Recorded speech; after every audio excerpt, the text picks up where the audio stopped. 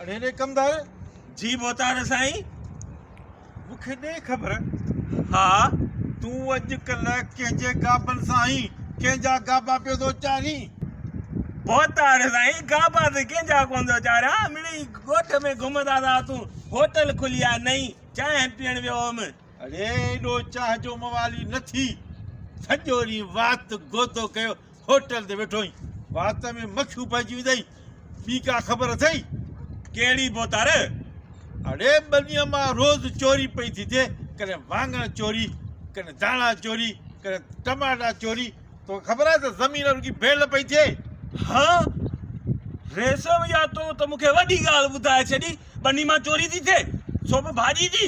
त बाक़ी अड़े असां लाखों रुपया ख़र्च करे बनी था ठाहियूं, भाॼियूं था पोखियूं, ऐं तूं वरिती तो लोफरनि था करे रुलंदो। दिमाग़ में उठ भरियल त कोन अथई न? न रेस मां हाणे ई वञा थो, वञी चेक कयां थो त ॾिसां थो त कहिड़ो चोर लॻल आहे बनी खे। तूं फिकर न कर रेस। हा वञो न कंहिं बि हालत में चोर खे पकिड़े अचु। जे न त अहिड़ो कुटींदो में जीअं उठ पतड़ ते कुटबो आहे, सम्झी? न रेस इहा तकलीफ़ तोखे करण जी ज़रूरत कान पवंदी। मां वञा थो, हाणे ई वञा थो। वञ, देरि न कर, चोर पकिड़े मुंहिंजे साम्हूं पेश कर। हाज़ुर रेस हाज़ुर। हल सॼो ॾींहुं चाह जे पोयां। अॼुकल्ह चाह त माण्हुनि खे सफ़ा मुंझाए छॾियो आहे। रुगो चाह मवाली। अरे महांगाई ज़ुल्म जी थी वई आहे, ज़ुल्म जी महांगाई थी आहे। पर चाह खां सिर्फ़ु मुड़नि ई कोन था। रुगो चाह लाए पादर सठ को कढां ये चाह ही विसरी वञनि।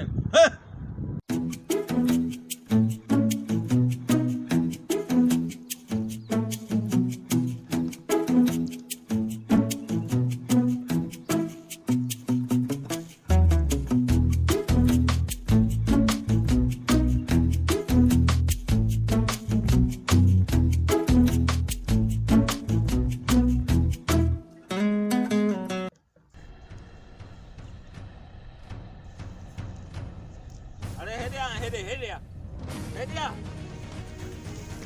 काॾे थो भॼी ॿाहिरि निकुर।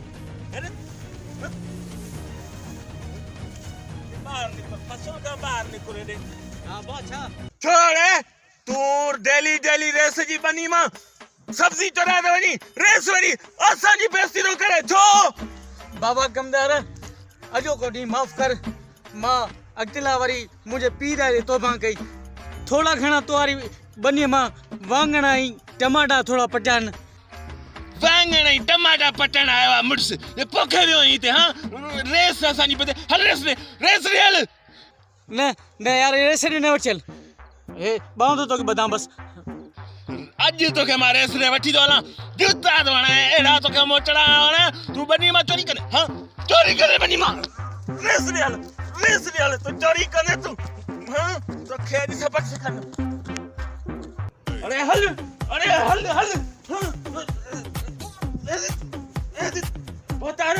बोतार ही थई चोर जेको तोरी बनी मां चोरी थो करे।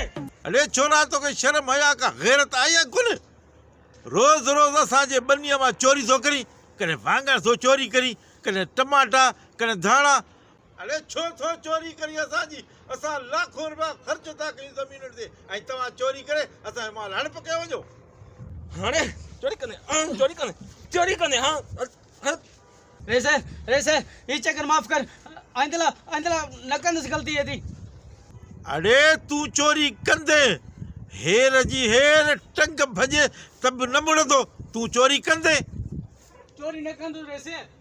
चोरी कंदे हाँ रेस जी बनी मां चोरी कंदे हाँ रेस चोरी न कंदो। माफ़ी दे मुझे रेस आजो को मुझे माफ़ी दे मुझे। अरे छोरा माफ़ी दे मुझे। अरे छोरा माफ़ी दे मुझे रेस। माफ़ी दे मुझे। माफ़ी दे। अरे छोरा माफ़ी दे मुझे। छोरा सलवार में हाथ कट। माफ़ी दे मुझे। छोरा सलवार में